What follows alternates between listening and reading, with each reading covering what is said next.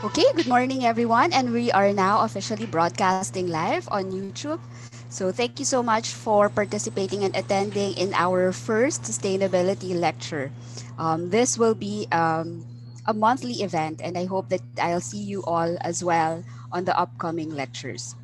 To start us off, to give us an overview on what this is all about, I'd like to call the Vice Chancellor for Research and Innovation of De La Salle University, Manila, Professor Raymond Tan. Thank you very much, Dr. Avisa. Colleagues, if you'll allow me to share my screen just to give a brief overview of the lecture series.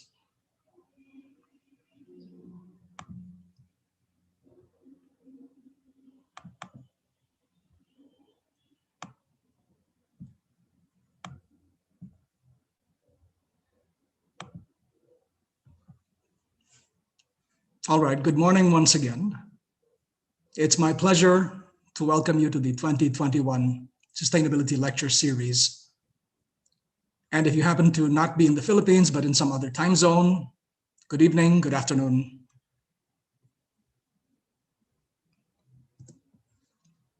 This lecture series is being hosted by De La Salle University, which is an institution that was founded 110 years ago. And it's not well known to the public, but we actually just became a university in 1975, which means that we're looking forward in the next few years to our 50th year as a university. And it's within the past 5 decades that massive investments were made in human resources, especially, and capacity to do research. And what has happened is we've actually started to see the dividends in the past decade, which was a period of unprecedented growth in our research output and research capability, to the extent that the university, scaled to population, is now the most research-intensive university in the Philippines with significant international standing. So I'd invite you all to visit our website via the QR code on the screen. This lecture series is being conducted in cooperation with the International Association of La Salle Universities. This is a network of kindred institutions which have the same roots in France several centuries ago. And of course, we're divided by large distances, but we are trying to reach out and form a more cohesive community in response to pressing global issues. IALU is represented here this morning by Dr. Carmelita Quebenco, who is DLSU's representative to this network in the research committee.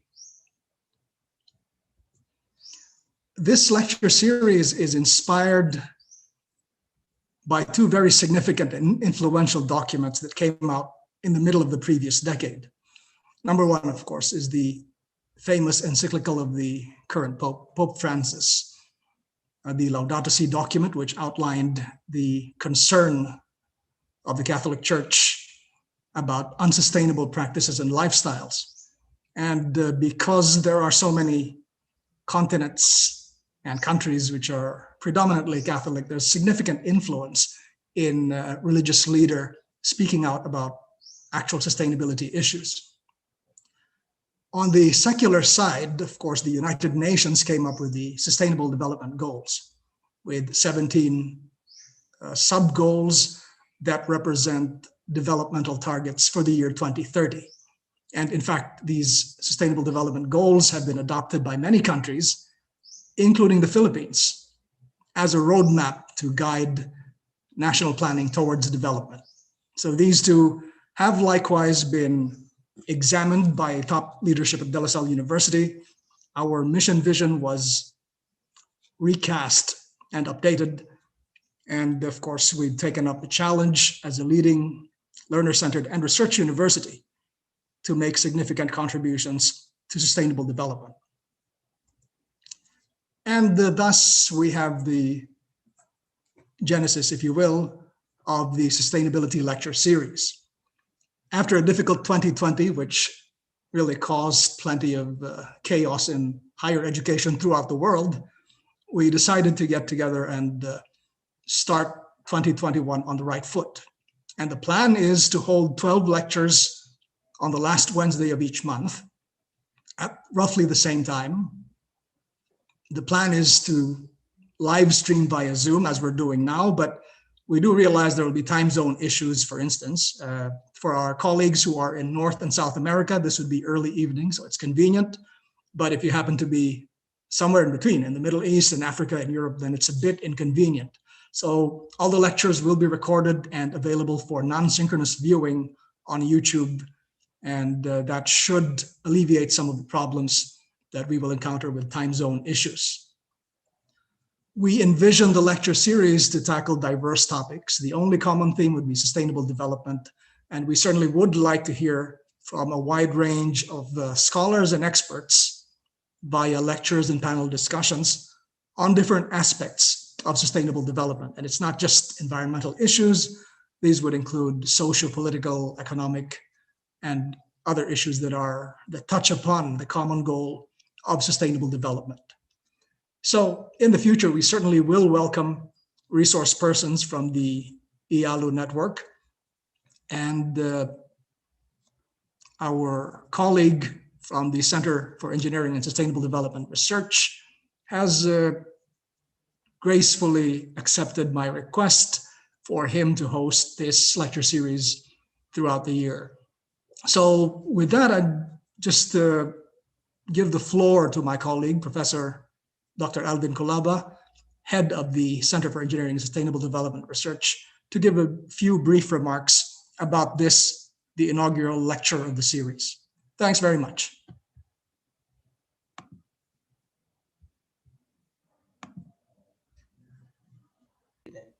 Okay. Thank you very much, Professor Raymond Tan. It's indeed a pleasure for the Center for Engineering and Sustainable Development Research of DLSU University in Manila, Philippines, to host this sustainability lecture series initiated by the IALU member institutions. I would like first to greet the Chancellor Emeritus Carmelita Kibenko, who represents the IALU institutions, and of course my colleague here, our host, Professor Kathleen Aviso. The Center for Engineering and Sustainable Development Research has been established back in 2003 by a former secretary. At that time, he was our faculty at the Gokongwei College of Engineering, former Secretary of DOST, Philemon A. Oriarte Jr., and myself, primarily to provide a venue for scholars and academics to do particular studies that would address the many problems related to sustainable development. And the College of Engineering faculty responded by way of undertaking significant studies that cover from environmental issues to energy issues, even transport and disaster and resilience and other sustainability related, problems. In fact, we also did socio-economic studies in this particular area. And to date, we are very proud that over 1,600 publications with Scopus have been published by our top scholars and scientists at the center. For this particular maiden lecture, we have one of our prominent scientists in the center, Professor Anthony Chu. He is a full professor and university fellow at the Industrial and Systems Engineering Department of De La Salle University, Manila. Professor Chu is a member of the United Nations International Resource Panel, advisory member of the Elsevier Atlas Sustainable Award, and editor-in-chief of the Elsevier Cleaner and Responsible Consumption Journal. He has been working in sustainable consumption and production, or SCP, since its transition from cleaner production with more than 100 articles and manuals published. This presentation is an excerpt of his December 2020 background paper at the 10th Regional 3R and Circular Economy Forum of the United Nations Center for Regional Development to speak on sustainable consumption and production. This is SDG 12. In response to the pandemic impact, let us welcome Professor Anthony Chu. Anthony?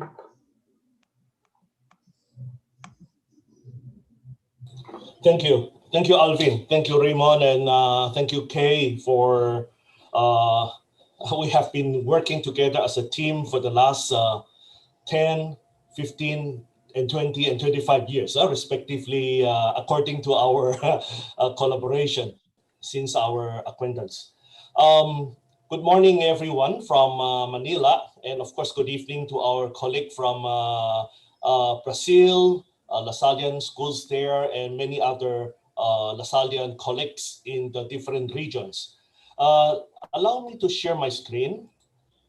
Okay, can I share my screen? Can you give me the authority, please? Yes, you're already a co-host, so you can share your screen. Oh, really? Okay. Yes. Thank you.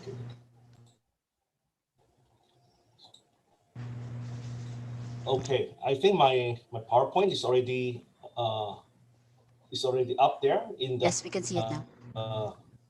Okay, thank you. Let me remove this bar up there. Okay, control bar, so it will cover. All right. So this morning, my topic is sustainable consumption and production. So that is SDG 12 in response to the pandemic impact. And I understand very well that I'm very happy to accept this challenge to deliver the first lecture series. As I understand that this is to be joined by all my Lasallian colleagues worldwide. So I call it a Lasallian Sustainability Lecture Series rather than just DLSU. I hope that many of looking forward to listen to the presentation of other Lasallian colleagues from the other universities worldwide. I've been very proud in all my presentation worldwide, always to present to the world that we have more than the LaSalle University or Lasallian School is present in more than 70 or 80 countries worldwide. So I really look forward to see the colleagues at this pandemic time, since I can no longer travel and visit you in various countries. All right. So my outline, just thinking about the outline last evening when I was preparing or reorganizing this PowerPoint, I was thinking of what should I put in my outline, and probably not everyone knows very well or very familiar with the SDG 12 or SCP, and to think of some simple outline topics, I just make it why SDG 12, which I will explain. What is SDG 12? Because not many people have really come across SDG 12 thoroughly. Where are the SDG 12 entry points? Yeah, it can be wide in scope, but there must be some easy entry points. Sometimes we call it the low-hanging fruits. And how to measure SDG 12, when SDG 12 evolved, and then I go into the main this presentation, which is also the SDG 12 in response to COVID-19, which is the current pandemic. And of course, that is not 90% of the discussion, because the first part will already occupy 50% of my discussion. And then I don't think I will have much time left, but there is a very important message coming from the International Resource Panel, wherein I'm a part of it, who released an important document during the pandemic in 2020 called Building Back Better.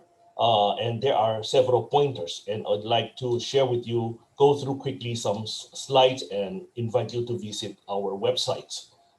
The pointers given by IRP was based on more than 30 global resource technical reports and manuals published by the IRP, covering all 193 country data. So that would be a very good reference if you go into data mining.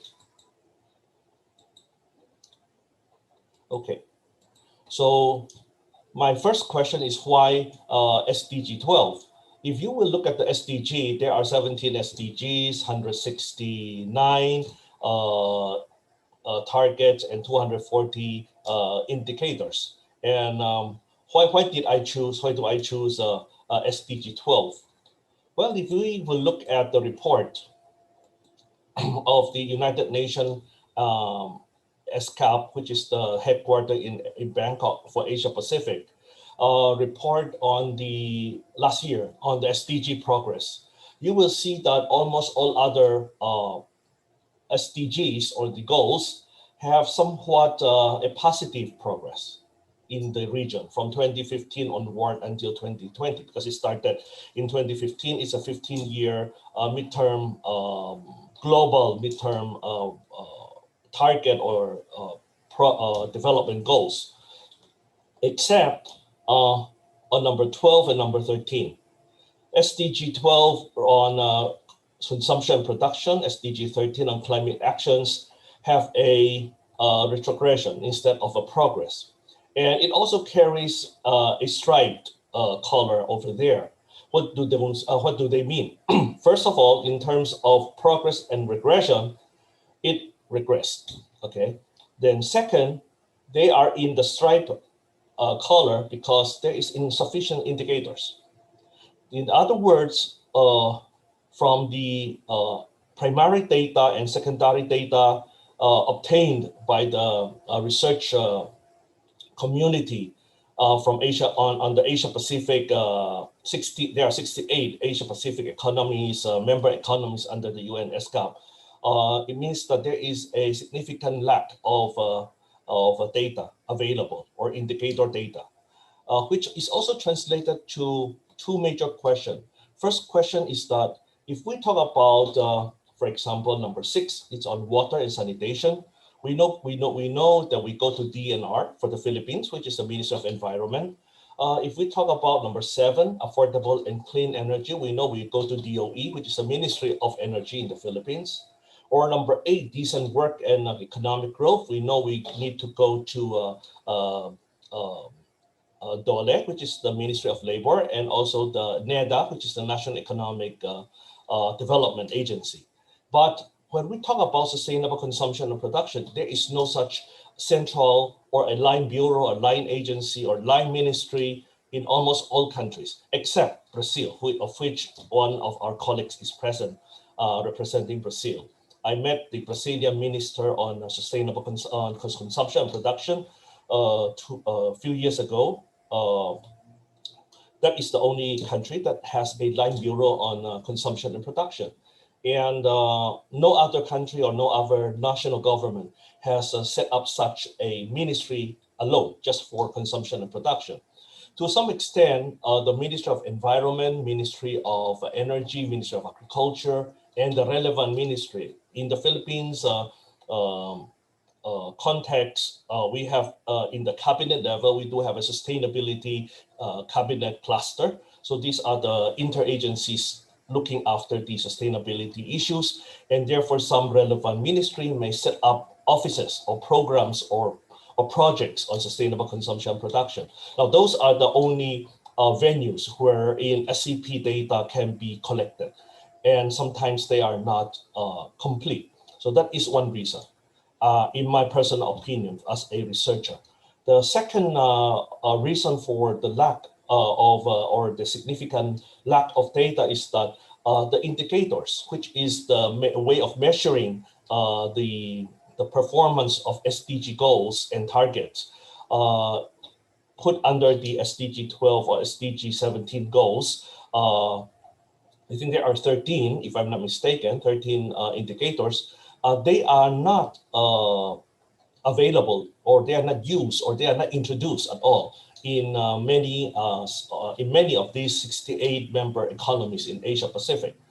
Just to give you a good example, resource management and resource efficiency, we talk about what is the recycling rate, what is the material footprint, what is the material flow accounting. And I don't think these are well collected data and also well computed and presented in any primary data bank or secondary data bank in many national government agencies. So in lieu of this, I think that presented such a picture in this 17 goal chart. And unfortunately, I saw it. And I think instead of targeting all the other topic first, I feel that the first lecture series should target SDG 12. And I also see that other topics mostly are thematic in place that they target specifically on water, either the water source or the other side, which is the water pollution, which is the receiving or the source or the receiving body. Or we talk about the land, we talk about the energy, but the consumption and production is a pattern. And a pattern is just like a strategy. A strategy is wherein you reach from point A to point B. It can be a science, it can be an art, and it is sometimes quite abstract. So it is a cross-cutting goal. And this goal cross-cuts actually 7, 8, or even 9 other SDGs. So that highlights how important the SCP or the SDG number 12 is among the 17 goals.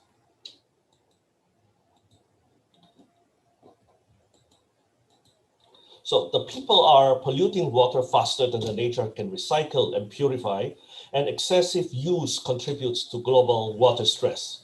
Energy consumption continues to rise, and each household contributes almost 21%. Let me organize my pictures here. Okay.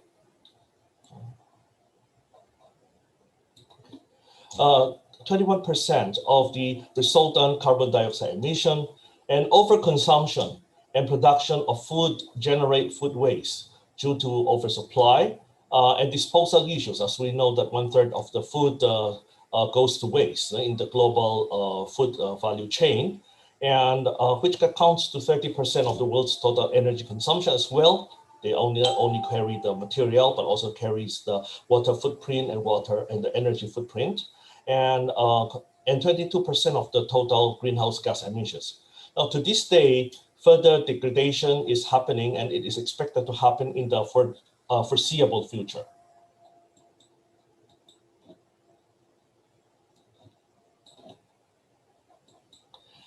I'm presenting to you a decoupling picture. Now, consumption and production of resources worldwide rests majority on the use of the natural environment and resources. Now, this in turn produces adverse effects on the planet, and to this day, further degradation is happening, as I said in the previous slide, and it is expected to happen in the foreseeable future. And to solve this problem, resource and impact decoupling should be supported to promote the sustainable consumption and production.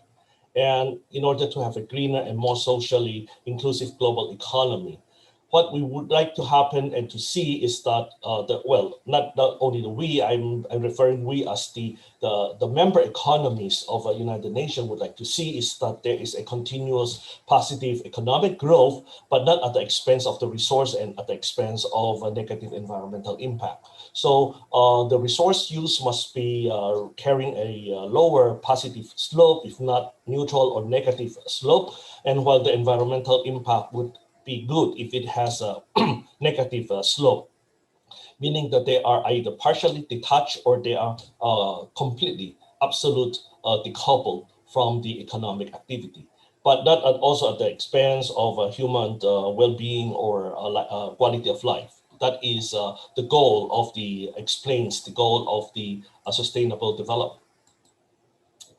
I tried to do some literature review this morning. Actually, this is the latest search of Scopus this morning, around half an hour ago, before I come up to the Zoom. I was thinking that because I have been so familiar with SCP, in my association with working on several UN projects back starting in 1997. So I came across SCP through those UN projects, but after that, I involved in writing our output of the project programs and share them in the journal publications. But I did not really do a initial search of when this sustainable consumption and production came across. So I tried to investigate if SCP came from the academic community, research community, or it really come from the political community. And a quick search reconfirmed that the term sustainable consumption and production did not come from the academic and the research community, actually.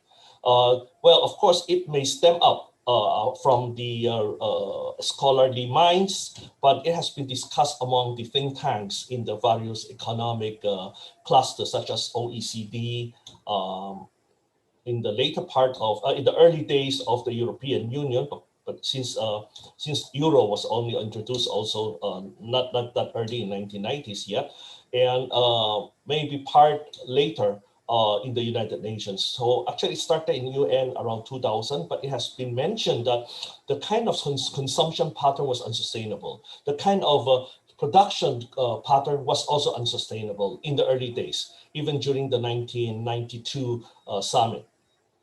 A search on the Scopus showed that only a book was produced or published in 1997 with no other name, but I checked on the abstract, it did mention OECD. So it stemmed up from the discussion in the political entity or institution. And from 1997, 1998, similar discussion evolved a little bit. And 2003, Guido Soliman, who was already a member of the United Nations Environment Program, he was hired mainly to promote SCP from the 2000-2001 period, evolved in a journal. So that confirmed me that SDG 12 of quite origin is somehow from the international political entity.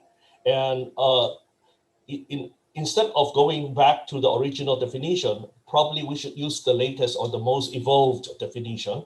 And it was quite coined well in the SDG 12 in 2015 resolution of the United Nations SDGs.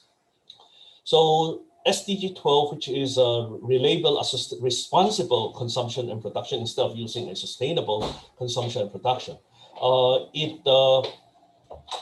It comes out with the states three important objectives to ensure. The goals are to ensure the sustainable consumption and production patterns, and to ensure good use of resources, improving energy efficiency, sustainable infrastructure, and providing access to the basic services, green and decent jobs to ensure a better quality of life for all. And it has 11 targets under the 12th goal, which covers 8 targets and 3 means of implementation. And there are 13 indicators put under this SDG item. All the member states of the UN are welcome to make full use of all the 13 indicators or 11 targets, but of course they are flexible also to adopt and align it to the local scenario. So they are not obliged or they are not mandated, and it is not a binding agreement. So it's a non-binding initiative, so that countries have some flexibility to use part or all of these targets and indicators. If you will look at the definition, it sounds it's really covering everything, because it's really a process, a pattern. From a system engineering and industrial engineering point of view, it looks quite simple to us. We would just use a similar system thinking approach and simple framework I present here. It is an input, throughput, output, and a output approach, wherein we have resource input, and resources can include not only material resources, energy, water, human. In the industrial engineering, we call it also 4M, the man-machine methodology and man-machine methodology and methods. And output can be product and non-product.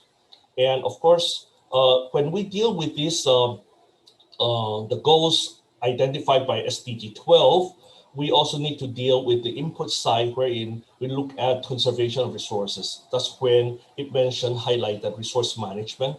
And we also look at the resource efficiency. So both are very important parameters we need to take care and highlight. And of course, when these are well paid attention to, that brings and leads to several of today's approaches and initiatives that includes share economy, the substitution of products by utility function, which is service, so that evolved into product service system, share economy, and a reduction of byproduct, which is reduction of emissions in the form of liquid, solid, and air and gases. I will not go further into that because those are tackled in our graduate school topics. One of them is tonight we will be discussing, we have a 1.5 hour lecture on material flow accounting in my class. So although that is a simple approach, a system kind of thinking approach, we do follow what are the entry points, because it may cover so much, and it may cover almost all the industrial sectors, it may cover agri sector, it may cover service sector, and for the SDG 2015 to 2030, 15 years, there are some priority areas. And therefore, there was an agreement to focus first on the 8 targets. The first target is to implement the 10-year framework program, which I will discuss later. And the second one is sustainable management and use of natural resources, to halve the global per capita food waste, responsible management of chemicals and waste, substantially reduce the waste generation, sustainable corporate practices and reporting that evolved into GRI, Global Reporting Initiative, for most people coming from the private sector, sustainable public procurement, because we believe that public procurement versus the private procurement that cover all the green purchasing issues and marketing, that in many member states, the government or the national state companies do purchase almost 30% commodities of the entire national commodity market. And such a influence may leverage the cost of production of such a green product or environmentally friendly product. Therefore, reduce the cost and economy scale, reduce the cost, and bring the price of the green products apart with the other products that are using virgin material. And therefore, we will be able to promote sustainable consumption from that point of view, and promote universal understanding and of the sustainable lifestyle, which is an important area that involves psychology, behavioral sciences, social sciences, researchers. Now, on the 10 YFP, that evolved sometime back in 2002 during the Rio Plus 10. I was present in Johannesburg to present to the ministerial meeting of the European Union on the concept of industrial ecology, especially more specifically on industrial symbiosis. And during that meeting, there was an agreement in the 193 member states of the United Nations, wherein they will be having a complete consultation, bottom-up consultation for each continent on the priority areas of SCP. And therefore, each of the priority areas were ranked accordingly. Most of them come up with energy, water, freshwater availability, etc. issues. And in 2012, which is the Rio Plus 20, and that it finally closed the cycle of the Earth Summit, converted the 10Y, the Marrakesh process, which was the process of consultation, into a 10-year framework program for implementation of those sustainable consumption and production priorities. The Marrakesh process, which you saw in this picture, covers some of the main thoughts. First of all, the life cycle thinking, that is the most important heart, that is the engine of the Marrakesh process, considering also the enabling policy framework from the government, the market forces from the private sector, technological innovation, and also the lifestyle or the values and lifestyle of the consumer. So that constituted the Marrakesh concept, and the 10YFP enumerated a list of priority industrial sectors. And you can go to the website of the United Nations Environment Program to see more information about that.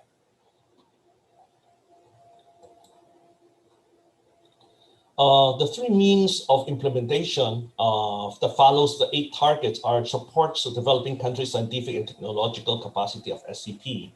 That includes, I think we have some colleague from the Indonesian Cleaner Production Center also present here. Some National Cleaner Production Center were initiated, and in some countries also they have the SCP focal points and SCP centers established, mostly established by the government or a kind of a public-private initiative and collaboration. And the second one is to develop and implement tools to monitor sustainable tourism. And the last one is to remove the market distortion that encourage wasteful consumption, that includes unnecessary or encouragement of or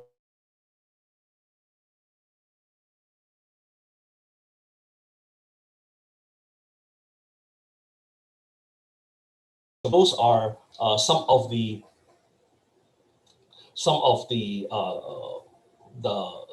possible entry points, not during these 15 years efforts of the United Nations in their discussion. And of course, speaking of the tool, this is the one important tool wherein we use the system framework I presented to you earlier. Furthermore, operationalize it so that each of the elements can be enumerated, and therefore it can be used as an important tool for material accounting. So we will be able to really check the resource use and the resource so that we can manage the resources.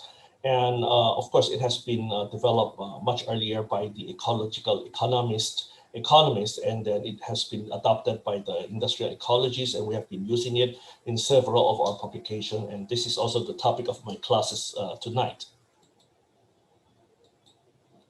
And if we do those material flow accounting accordingly, then we will be able to draw several output. And the data output will show us if the GDP versus resource use are partially decoupled or not, or absolutely decoupled. This was an early work presented by Marina Kowalski in her European Roundtable for Cleaner Production. Note, it is that the time in 2001, it was still called cleaner production and not yet evolved into sustainable consumption production yet. So she has presented several of the OECD countries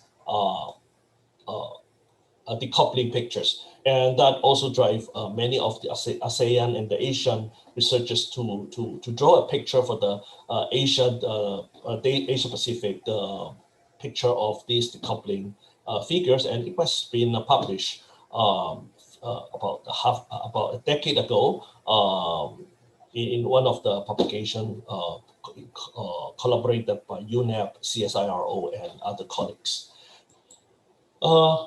I would like to share with you now a little bit of the timeline and what happened overall through the entire evolution. Since I was quite lucky that I joined this entire roadmap.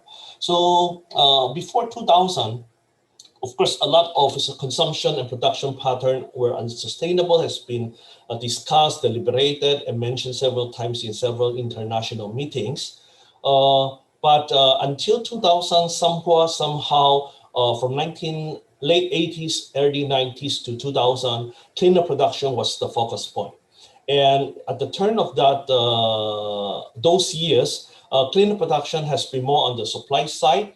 It has been very successful in improving the production process and also in the product design using life cycle assessment, input-output extended, environmentally extended input-output system was also freshly introduced along early 2000. So LCA was the main tool at the time for the eco design, and for a large system we use material flow accounting and we use footprint. That time was mainly on ecological footprint, and then carbon footprint, water footprint were softly introduced in those 1990s and early 2000 in Asia Pacific region, and also from my experience in touching the European counterparts. And all those improved progress in cleaner production led to some important achievement. And that achievement provided complacency from the consumption point of view. And the consumption or the consumer market seems like, okay, if the product is now green and environmental friendly, probably we can consume more. So the absolute emission and the absolute impact, negative impact on the environment or on our life support system, which is the ecosystem, is increasing. And that we call a rebound effect. And through several network discussions, as I said, in the 1990s, the National Cleaner Production Center were supported by the UN through the donor countries. And they formed a United Nations National Cleaner Production Center network. And also they have a counterpart in the civil society called the Regional or Continental Cleaner Production Roundtable, where in the Asia Pacific have the Asia Pacific Roundtable for SCP or CP at that time. I became one of their past president in early 2000, in the late 2000s. And then the European Roundtable for SCP, the African Roundtable for SCP, and the US or the American Pollution Prevention Roundtable, the P3, not the P2, sorry.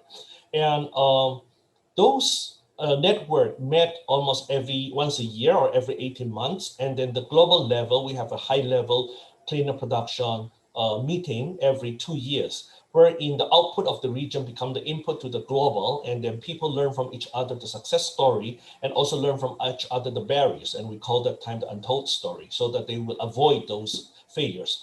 And during the turn of the century at 2000, the rebound effect created this thinking, or invited the thinking wherein if increased and sustainable consumption of those green products, so that is a green consumption, however, they are not sustainable. So consumption of green product is an unsustainable consumption. And therefore, probably consumption should be also brought into the big label, so that the evolution of a cleaner production to sustainable consumption and production came into the picture. And SCP became the official term adopted under the UNEP program. But Buster Liu, who is now the COO of the World Resource Forum, was also hired by UNEP at that time, and also Guido Soneman, who published one of those early papers, was also hired by the UNEP to handle this new program including the sustainable consumption. And LCA now also have a very important role to play, because it will provide the consumer the information of their smart and sustainable consumption pattern. And on the other side, the UNIDO, who is a partner of UNEP in promoting cleaner production, also continued on their industrialization mandate, and they integrated the many other works of the cleaner production, including energy efficiency, energy audit, cleaner production audit, eco-innovation, etc. Although eco-innovation is also partly joined by UNEP in their initiative. And they created, altogether with UNEP, a new network called the RECP. We call it the RECP, which stands for resource efficient and cleaner production. And Indonesian Clean Production, National Clean Production Center, colleagues who are present in this seminar today, is also a member of the RECP net during those years in, I think, if I'm not mistaken, it was sometime in 2010 to 2018. And I served as its regional executive for 1 term. So that was the evolution from CP to SCP to RecipeNet, but SCP stands alone very in the limelight. Why? It goes back to the Earth Summit and the Sustainable Development Summit, and as I mentioned in 2002, that was the Rio 10 years after Rio. We call it the Rio plus 10 at the Johannesburg. Marrakesh process was introduced to consult, and during 2010 and 2011, which is the 18th year and the 19th year after the Rio meeting, every year, all the countries also meet in New York, headquarters of the United Nations, and we talk about what are the new initiatives. If the initiative in the non-binding agreement were enacted as a law in each country, and then the odd year, on the 19th year, we talk about how were those laws or enacted, were implemented successfully or not so successfully. What are the barriers and success stories, in other words? And it was on the 1819, there are the 5 final lists of the theme. The last list, number 5, is on sustainable consumption and production. And actually that completely wrapped up the 20-year process of the Earth Summit on sustainable development. And therefore, sustainable consumption and production indeed is the final theme of almost number 5, the last theme of the CSD 1819, and that wrap up. And that's why SCP was so important, because it cross-cuts many other issues, and that became an action plan. And that action plan is put into 2012 Rio Plus 20 10-year framework program. Following 3 years after 2012, of course, the Rio Plus 20 ended up the 20-year cycle of the Earth Summit, and it evolved, or the discussion continued, and it was put under another UN entity called the High Level Political Forum, which you can see in 2018, HLPF, which I will explain later.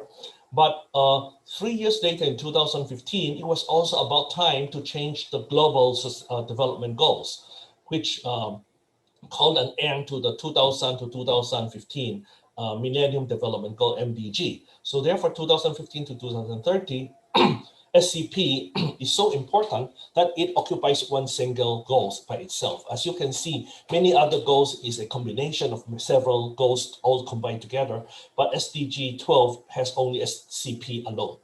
SCP was reviewed again in the 2018 High-Level Political Forum, and we do, I'm sorry.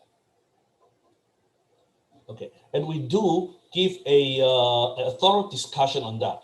Now, I'm not going to discuss this, and here are the 6 areas where the 10-year forum framework program 10YFP covers, and you can go to the website of 10YFP or One Planet UN for more information about the program and priority areas.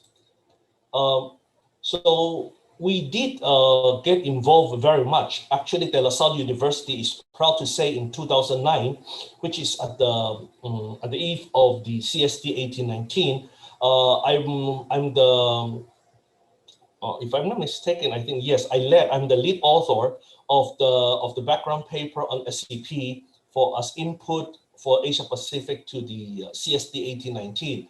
And oh, sorry, it should be 1819, not 1920, because there's no CSD 20, there's Rio 20. And what happened here is that in that meeting, we had a proclamation of green economy launched by UNIDO in the Philippines, wherein 45 ministers came to Manila, and we took advantage of that event to invite the expert from these countries to stay an extended day. We bring all of them to De La Salle University, And then we had an expert group meeting chaired by me and the commissioner or the secretary, Lucille Sering of the climate change, and from UNEP by Arab Hobala. And in 2018, we also organized the through the Asia Pacific Roundtable, the high-level political forum in New York. I think I need to wrap up in about 10 minutes, so I will be entering the response, and that will take around 8 minutes time. But before I leave the definition of before I leave the SCP complete discussion of SCP, you may go more further into discussion on the academic and research side.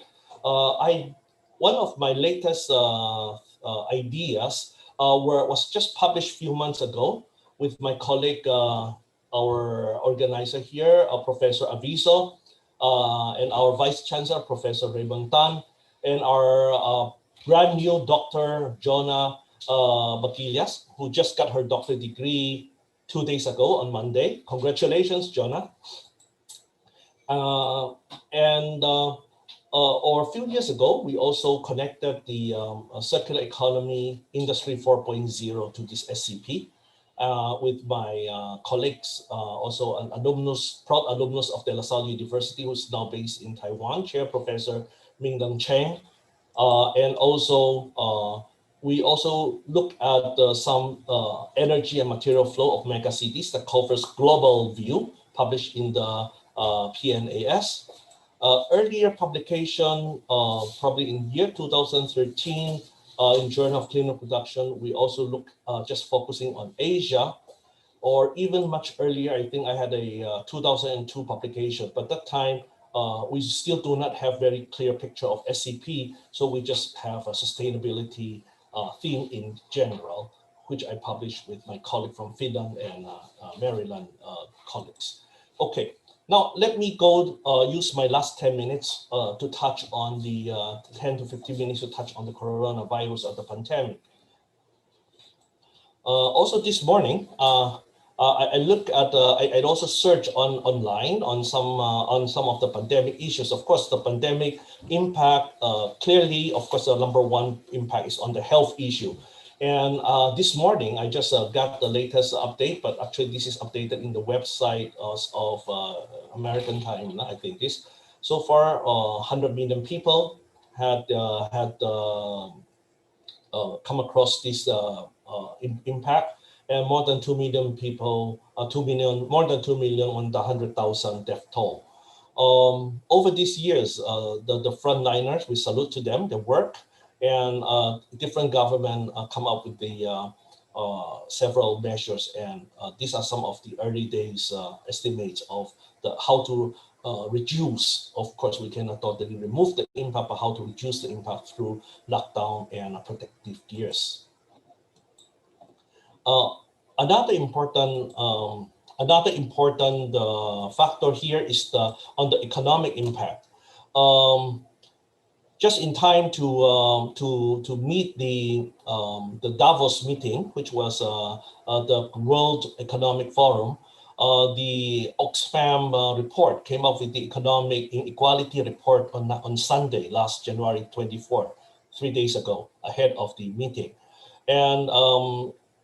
And also ILO presented how the workplace closure brought to work hour losses and labor income losses. So 9 months, that's how long it took the world top 1,000 billionaires to recoup their fortunes after the coronavirus pandemic hit. And more than a decade is how long it could take the world's poorest to recover. Now, this deep divide between the rich and poor is really proving steadily as the virus. Meanwhile, the wealthy are generally weathering the COVID storm quite well. Though the stock market collapsed in the early months of the pandemic, they have rolled back. And thanks in part to the unprecedented economic assistance provided by some national governments. Sometimes I wonder if they are rational subsidies.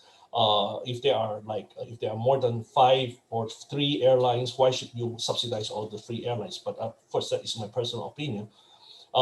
Worldwide, the wealth of the billionaires has grown by $3.9 trillion between mid-March and the end of December. But the number of people living in poverty globally could have increased up to by 500 million last year, according to the UN studies. And that is a very dangerous sign. So I want to come to our to the environmental issues. No?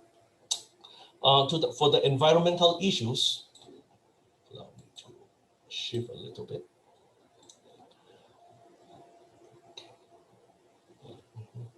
So I think I have to remove this for a while. Okay, good.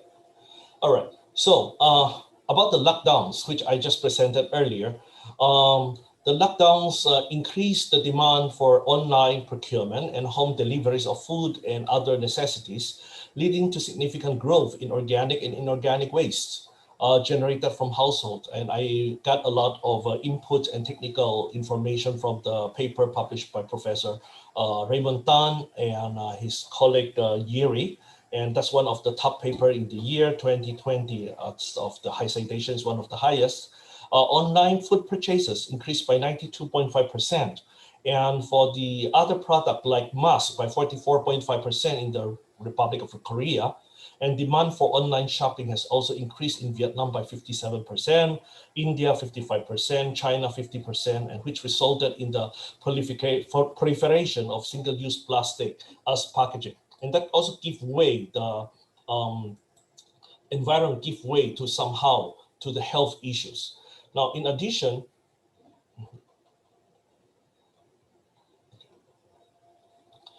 in addition, hazardous biomedical waste have become even more prevalent following global demand for PPE, such as face masks and gloves, overwhelming existing medical transport and disposal infrastructure around hospitals. Asian Development Bank, with headquarters here in Manila, projected that more than 150 tons of additional medical waste would be generated per day in some cities in the Southeast Asia. Frequent hand washing was advised. Bathing, cleaning, and disinfection of surfaces produces significant amounts also of wastewater to be treated. In addition to that, the excessive use of disinfectants such as sodium hypochlorite also has very harmful effects to the wastewater treatment systems. On the other hand, the pandemic has caused most of the world to live with a restriction to mobility. Hence, major industrial sources of marine pollution, such as industrial wastewater disposal, crude oil, and heavy metals have decreased a lot. Tourism activity, which involve the use of marine and coastal environments, such as boating, have also been suspended, not to mention cruises. That's what I'm referring to here. Because of this, an improvement in surface water quality in terms of suspended particulate matters, SPM, is expected. How unfortunately, over the from the quick recovery and close, a very quick recovery or quick recall of these bans, okay, have generated again additional impact back into back to the ecosystem. On the energy demand, in addition to decline in incentives for the renewable energy development, may cause a serious reduction in the renewable energy investment and efforts, and a further delay in the achievement of the global climate goals, while some workers in the sector have been dismissed or suffer from the outbreak. Now, the pandemic also disrupted the supply chains until today and caused delays in the construction of renewable energy projects, a procurement of equipment, production of solar panels, as well as problems with the customer acquisition.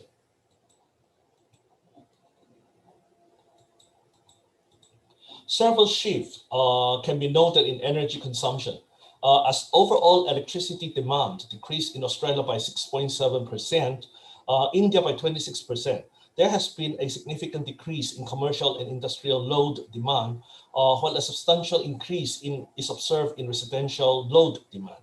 Energy demand for private transportation increased due to private car use up to 40% for fear of transmission, and whereas the use of public transport declined by almost 80% in the early stages of the lockdown, and it's still ongoing in many parts of the lockdown area, for example, in Metro Manila, in NCR. Carbon dioxide emissions from transportation were reduced by as much as 2 million tons per day in 18 countries in the Asia Pacific region early in the year 2020. Now, what we do is using a feedback loop as presented by some author in this journal article has been conceptualized, linking the deforestation and COVID-19. And this explains how zoonotic diseases, public health, economy, agriculture, and forests are linked together. And deforestation and urbanization and utilization of ecosystem must shift towards a more sustainable design and system, ones to prevent future pandemic outbreaks. Natural resources, energy, and materials need to be used efficiently and circularity promoted to prevent environmental degradation. My final few slides. Now, while these short-term measures may have halted the sustainability transitions happening around the world, long-term recovery plans can still bear the opportunity for sustainable growth through investment in circularity and free art. That's why UN calls for a building back better calls and programs. On the waste management, insufficient solid waste management system open up to potential dumping and open burning and incineration that in turn could affect air quality and pose health risks. Now, the pandemic also increases the risk informal workers are involved in the solid waste management. And these are the scavengers, and the lockdowns have significantly affected the recycling market, resulting to decrease in the demand for recyclable and causing some hindrance and barrier to the circular economy initiative in some major countries. And most of these recyclables were sent directly into disposal in afraid of contamination. Now, most economies are still on a linear growth path, and that is heavily reliant on extraction, production, consumption, and then complete disposal, which makes them vulnerable to biodiversity loss and environmental degradation. Pandemics will continue to arise in the future without measures that address the unsustainable path of development. Integrating the principle of circular economy, which is using SCP, can help prevent the future emergence of infectious disease. On the climate change, this pandemic revealed that economic activities are still very much coupled with environmental impacts. As economies begin to forge a path of economic recovery, we can see principles of circular economy and SCP can be used as a tool for climate change mitigation and crafting a more resilient economy, which is listed in the annex, which I will share this PowerPoint with you, or you can just go to the website of International Resource Panel, wherein we lay out a complete set of strategic options based on the data, global data from 30 global technical reports. And some regional response from Asia Pacific point of view is strengthening regional supply chains and easing regional barrier to trade of essential goods such as green corridor. Now, this will prevent delays in pandemic response, including the vaccine cold chain logistics, and fostering the regional commitment to a green recovery. This commitment can take many forms in Asia Pacific region, including technical cooperation among countries, public-private partnership, research and development, and regional funding mechanisms on green industries and green skills enhancement. I also look at some Lasallian tertiary and senior high school components in the region that we may look into collaboration among ourselves. On the national response of each country, adaptability of infrastructure and response for sustainability by governments and industries' existing production facility will be helpful, ensuring access to water and sanitation for all, and several countries have already begun to develop economic packages. And I hope they are properly aligned to the new Green Deal, such as this new Green Deal term we used 10 years ago during the recession time. At the local level, rethinking rural and urban development with respect to ecosystem boundaries and carrying capacity because they know best in their local scenario, and circular local economy based on resource flow and value chain. And this kind of capacity building is very important. If not, they can get assistance from the national government to do the proper material flow accounting, to do the proper life cycle assessment, to do the proper environmental impact assessment, so that a strategic local plan is scientifically designed with evidence-based approaches. Now, the National Research Council of the Philippines and NAST have been very proactive these past months, providing a lot of seminars and even going into the region, where Professor Alvin Kulaba is initiating several Visayas region projects. We will hold that under the Future Earth Philippines program in February. So with that, I am somewhat completed my presentation, but just to show you, this is the annex, and please download the document from the International Resource Panel, which is currently chaired by the two former minister of European Commission and Brazil, Isabella Teixeira. They came up with several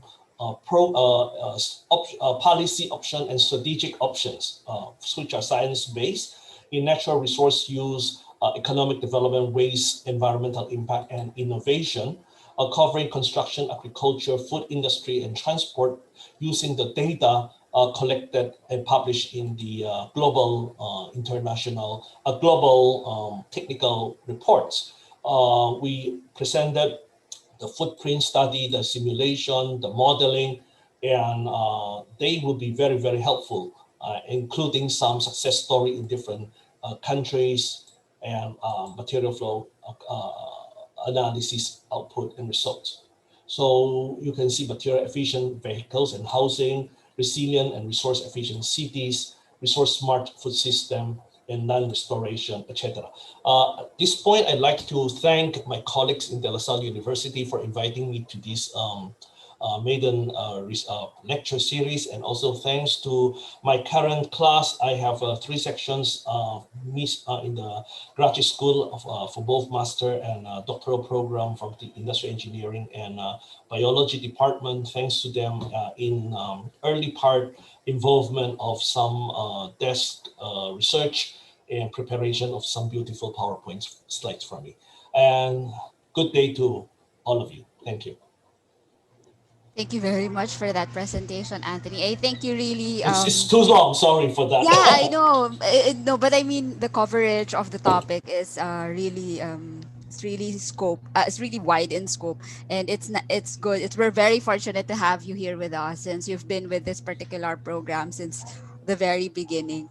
So I'd like to invite the audience, if you have any questions, to please feel free to type it in the chat box. I know that you probably have a lot of questions for our speaker, and we can take the time now to discuss some of those questions. So while they are still thinking about their questions, maybe I can I can start it off. So maybe you can share with us, Anthony, what are some of the best practices that you think should continue to be done so that we can achieve more sustainable lifestyles? Thank you. Lifestyles. Oh, lifestyle. When we talk about lifestyle, people think more of luxurious lifestyles. And I just want to share that I have a difficulty sometimes to judge if I should accept a paper submitted to one of my journals. I will not mention which journal. And if it's about luxury goods, and if you will see that in the means of implementation of SDG 12, it does say we should avoid and discourage or the unsustainable lifestyle, unsustainable consumption pattern. Should we judge that luxury goods are unsustainable or sustainable? And But they said, well, in the luxury goods industry, the products are more durable. And also they are saying that we do have a corporate social responsibility, but okay. But I think it will take another good group of research community to evaluate and the environmental or the sustainability impact of those of the sector in the global economy or global setting. Another often asked question is about private jets.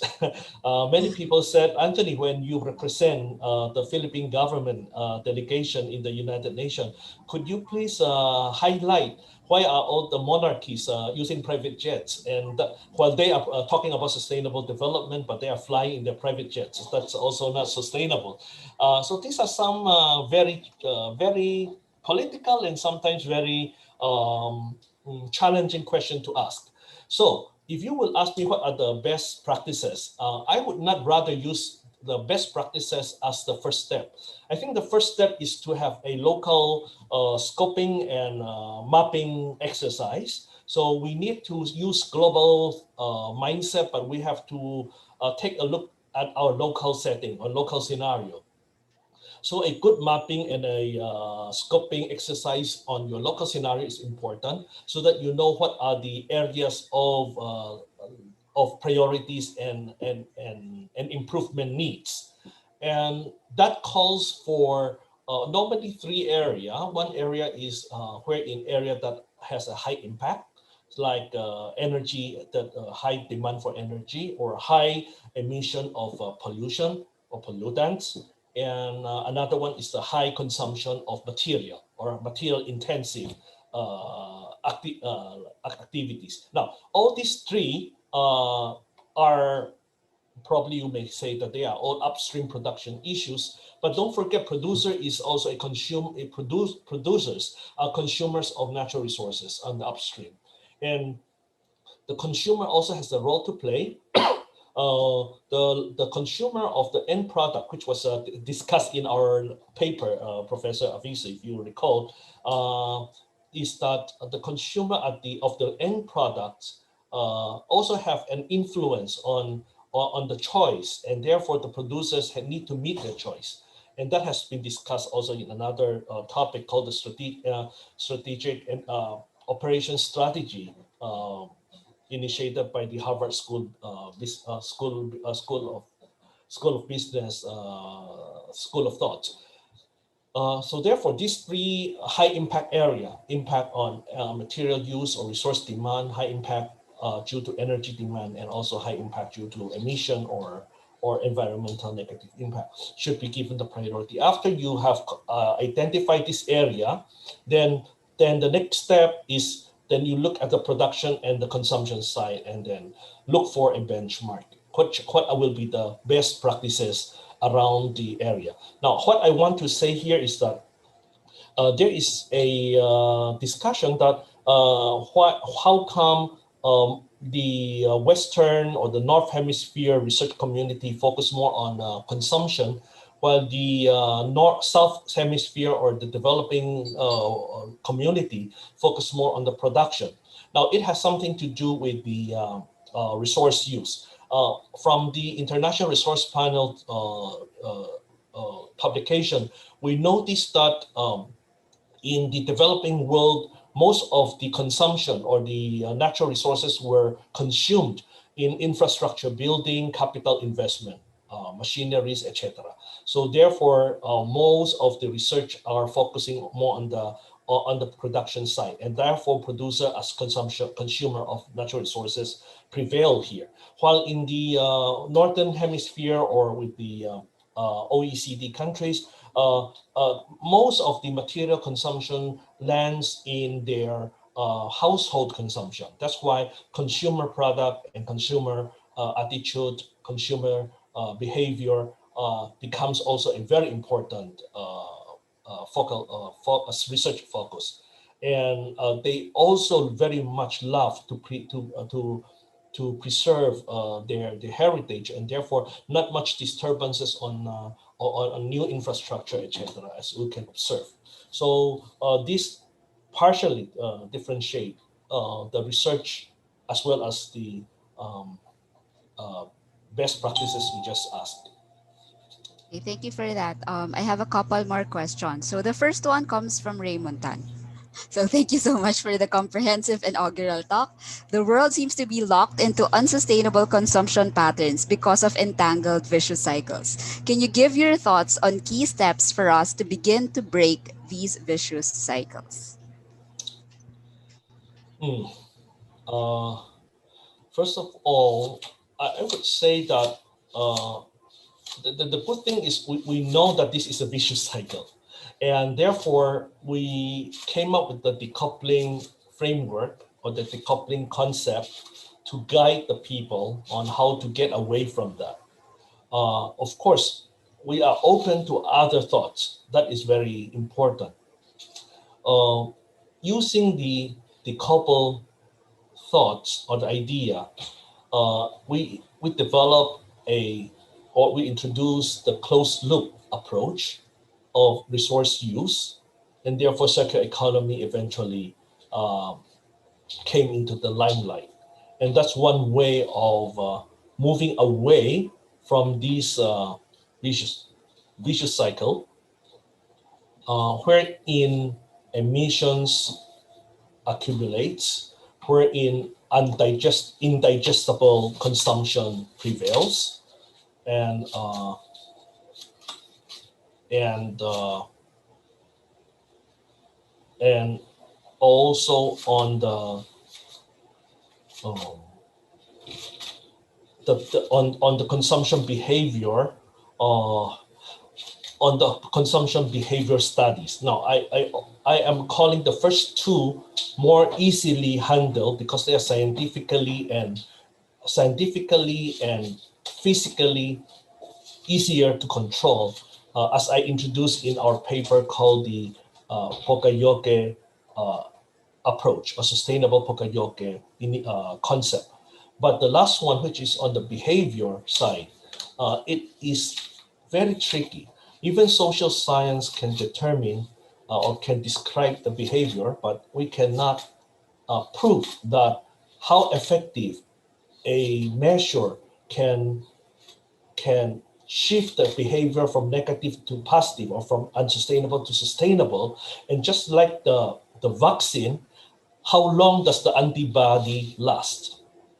Meaning to say that if a unsustainable behavior were shifted to a sustainable behavior, how long does it last that it may revert back to unsustainable behavior? So because that is another, I would call a very important uh, influence factor on the reason why vicious cycle was formed. So there's no one scientific answer because it involved not only physical, natural, and applied science, but it also involved behavioral science, social science, and including psychology. Thank you for that. The next question comes from Ricardo Ruiz. So, good morning. So, a question is on UN World Tourism Organization. They have identified three tourism SDGs, numbers 8, 12, and 14. Do you think this is enough, considering the situation today? As I said, SDGs are priorities. Uh, it took, if I'm not mistaken, it took almost 10 years, no, to come up with 13 SDGs. So the original plan is to have a single digit SDG, meaning not more than 10, not more than 9. So only 9, not 10, so that it will be easier to remember. And if, so many international lobbying entities are influencing this final output, and therefore 17 was the final SDGs, 17. And to to reduce or to minimize the confusion or to make it as simple as straightforward as possible, we should not be producing too many sub levels, and I think these are meant to be priorities, same as I described SDG 12. uh, I try to put academic or a theoretical definition of that, that could cover everything. Yet the political agreement, just remember, SDG is a political agreement. It is not a political agreement based very much on the scientific community. But of course, they also listen to many other communities. Thank you for that. And Dr. Kibenko Sensor, congratulations Thank for the you. first lecture. Yes, and we're hoping to have continued participation also from our audience in our upcoming lectures. The next question comes from Christina Kayamanda. So, plastic waste also increased during the pandemic. How can we control its increase as well as maintain sustainability of the economy and the environment? I think that would be a thematic issue rather than I think if we want to to solve the problem within the same time frame, it would be extremely difficult because it is a fight between environment and life, and between the two, of course, I think life is very urgent. Of course, environment eventually is our life supporting system. Yeah. So we can see that government, who are the regulator of these or protector supposedly of these environmental laws, which was already enacted in many local LGU or local government units, have to relax a little bit and allow plastic use. And little by little, it's balancing, such as economy and environment is also given the first top priority to balance because that involve poverty and hunger. So as you can see, even in the SDG, the first few of these SDGs are poverty, hunger, etc. Okay, so uh, no life, there's nothing to talk about. Earth will not disappear. It's only the human species. Mhm. That's why Yes. sustainability is about how to protect human species and, well, from human research point of view, of course. And when we look at all of them as a life support system, and of course, they are care for other species, but I believe from my observation that it's still human-centered scientific goals, and therefore poverty, hunger, these were given priorities. Now, of course, if you talk about plastic, there are so many solutions, yet technological solutions are present, but political decisions are made. And we have to remember that, again, SDG is a political agenda, and they have to consider and balance other dimensions. Um, Future Earth Philippines has a strong plastic cluster. I think academician Dairit Fabian is also one of the lead authority in this field, and several LaSalle researchers in our community, including the global LaSallian community, could come together and work on a plastic issue, because after the greenhouse gas issue, plastic comes into the limelight of the um, uh, political platform. Thank you for that. The next one comes from Crispian Lau. What role should Oh, Crispian, stakeholders what role should stakeholders play and how can we get them involved? strong leadership. I would say strong leadership under Crispian Lau. Crispian is our proud Lasallian alumnus, and he is the commissioner on this on this issue, and he also represent. I understood that he also created a network of these plastic issues, and actually he's managing overall municipal solid waste. I know Crispian now for a long time. He represented our country in several UN summits and UN high level meetings, thanks to his leadership. How do the stakeholder play an important role? I think number one is a good leadership is needed. The Everyone is so proactive and want to play a role. However, sometimes they play a role without proper someone orchestrating it. And therefore, a strong leadership like Crispian or someone should step out and come up with a very visionary, implementable, doable, strategic action plan so that people will follow. If you remember in March 15 of 2020, so many people would like to donate the food to the hospital, yet there is no central coordination. And some hospital may receive 3 sets of lunch per capita, and some hospital may receive none.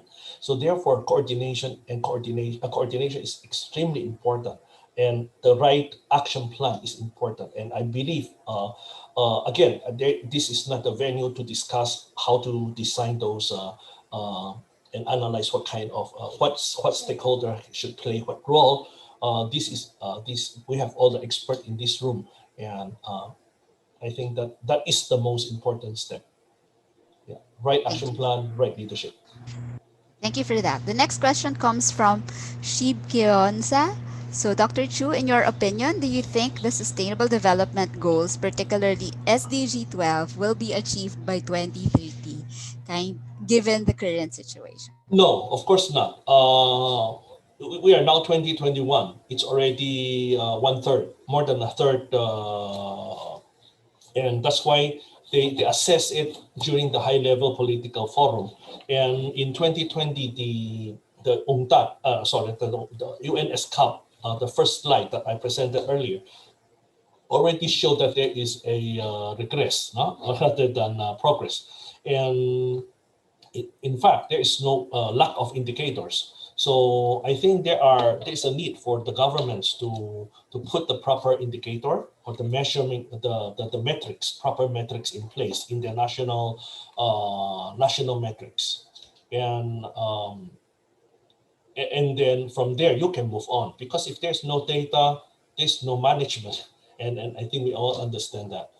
Now, what if we can? What about we cannot achieve it by 2020? But I think at this moment, especially when we are met with this pandemic, I think we have to make sure that we are still driving in the right direction instead of going to a wrong direction or in the opposite direction. That will be the minimum expectation. I personally don't think that we can achieve all those goals, but those goals are a good target to lead us toward a good direction. I'd like to acknowledge another important scholar, researcher in the room, Biswajit Sarkar Yeah, from actually, Korea. he has also a question. So maybe Yes, we'll take this as the last question. yes. Um, so thank you for the SDG 2030 planning. But is it possible to establish the green mobility within the SDG 2030? If this type of pandemic will come Yes, again, how the yes. sustainability will solve this particular issue? Yes, mobility. So you talk about low carbon mobility, you talk about low carbon mobility. If you talk about low carbon mobility, we're only targeting, if you remember, I used the SCP framework from a system point of view, the input, the throughput, the output, and the round put. No? So there are 4 puts there. Very, very basic to analyze. So if you look at the carbon issue or low carbon issue, that's only one of 1,001 issues of the SCP that involve into the gaseous emission that comes out from the system, and one of the gas is greenhouse gas. Okay, so if you will look at that alone from a mobility point of view, of course, there's only one programs under the sustainable mobility. It involves many things. From the energy source, that's one. From the material, like lightweight versus heavyweight, better better curve for fluid dynamics. Of course, all those things will cut down the consumption of fuel for mobility. Another way is the way we move around. Okay, so infrastructure. If everywhere is if point of work and point of residence is walkable, then there's no need for demand for mobility. So urban design, urban planning, that was another important. In Brazil, there are several good cases on this. And Another approach is, for example, the recycle, or if you can avoid a certain material use or a fuel use, maybe you can capture them, etc. Of course, carbon capture or is already there for several years. Now, all these things just bring it down, no, to low carbon mobility. Of course, what another way is. We must thank this pandemic for creating this new normal. After the pandemic, I hope very soon, I believe important events, conferences may be hybrid, meaning that the important people, the core group may really need to go to there physically because they need more physical interaction. For the rest, maybe they have a choice. No, you attend a conference because you go there and you dine there, you spend more money, or higher cost, so you have to pay higher registration. But if you don't go there, you can just attend a meeting and present your paper over Zoom. Maybe you would be given a lower registration fee option, and of course the benefit is still the same in terms of intellectual interactions, no? Getting feedback from the audience, etc. Of course, people would love to travel and see the world. So there is a trade-off among different social, environmental, and economic issues. Now that ends the low carbon mobility issues. Now another issue is sustainable mobility is way beyond low carbon mobility also. So there are many other programs under sustainable mobility. I understand that hybrid cars and electric cars are also getting much more popular. It is a system change. It is not just a singular or vehicular change. You need also charging station, and charging station is getting energy from the fossil fuel power or fire powered power plants, or is it coming from just a localized solar energy local grid, community local grid, or a solar energy panel charging station? That also makes a lot of difference. Again, if you look at the solar panel, what is the life cycle of the solar panel? At the end of its life, will you be able to recycle and reuse those solar panel, or it will become a terrible environmental impact to the ecosystem if they reach end of the life? So this whole thing has to be done by the research and scientific community, and yet I do not think that with the quick evolution of these thoughts, system change, product change, service change, attitude, behavior change, and choice changes, they will eventually evolve into a final resultant impact, and it is important to see what is this resultant impact. Now, resultant impact covers not only environmental impact, but also the social impact. So how to integrate social dimension into life cycle assessment is another big challenge, although there are some initiatives like in the early days when water footprint was introduced to annex or appendix the ecological footprint and carbon footprint. Okay, So thank you sorry very for a long answer. Always thank a you very longer much, answer. Professor Chu. Yeah.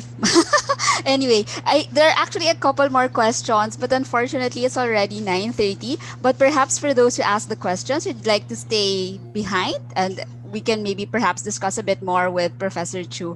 But Sure. I would, Let's have a small yeah. panel, small chat, informal chat. I will.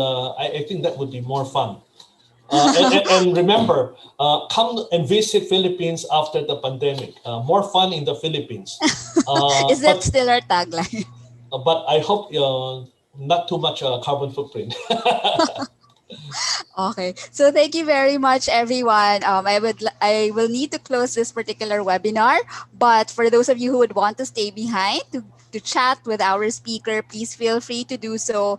I'd like to invite everyone for our upcoming webinar. So we intend to have these webinars on a monthly schedule on the last Wednesday of each month. So our next schedule will be on February 24. Now, I have a copy of your email addresses. So if you want to get email notifications. I will be sending those via email. And like what Professor Anthony Chu said, I'll be sending a copy of the PDF version of his slides to all those who are watching, together with a link to the YouTube recording. So you can always go back to it if you want to hear more about the discussions. And with that, I'd like to close this forum. Thank you very much, Uh, everyone. mm. Yes. I will stay until 10. So I'd Okay. like So to for those, invite some good friends, like Biswajit to stay and somebody to stay if they can. all right. So thank you, everyone. And for those who want to stay behind, please stay behind. Thank you and see you guys next time. Bye.